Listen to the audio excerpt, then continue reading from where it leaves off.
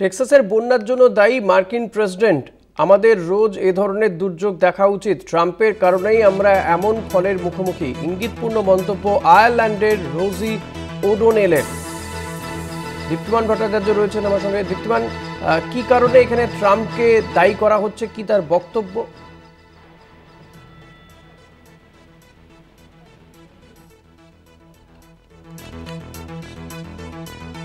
টেক্সাসের যে বন্যা পরিস্থিতি এবং ভয়াবহ বন্যার অবস্থা, সেখানে বহু মানুষ নিখোঁজ, মৃত্যুর সংখ্যাও বাড়ছে দিন দিন।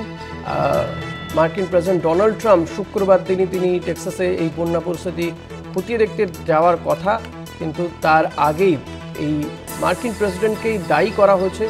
আমাদের রোজ এ ধরনের দুর্যোগ দেখা উচিত, ট্রাম্পের কারণেই আমরা এমন ফলের মুখোমুখি, ইঙ্গিতপূর্ণ মন্তব্য রোজি ওডোনেলের।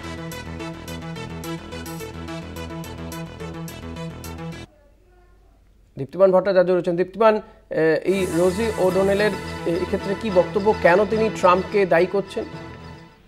দেখো, একেবারে রোজি ওডোনেল আজকে যেটা বক্তব্য রেখেছেন সেখানে তিনি স্পষ্টই বলেছেন যে এরকম আমাদের এর পরেও আরো অনেক হয়তো ফেস করতে হতে পারে, এবং সেক্ষেত্রে এই যে বিপত্তি বা এই যে বিপদ ঘটেছে তার জন্য তিনি সরাসরি সম্পূর্ণভাবেই কিন্তু দায়ী করেছেন মার্কিন প্রেসিডেন্টকে, এবং তিনি বলেছেন যে আমাদের রোজ এই ধরনের দুর্যোগ দেখা উচিত ট্রাম্পের।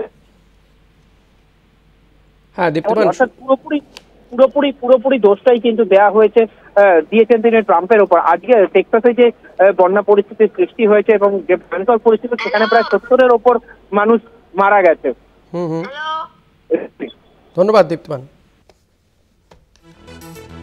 কথা বলছিলাম আমাদের বিশেষ প্রতিনিধি দীপ্তিমান ভট্টাচার্যের সঙ্গে।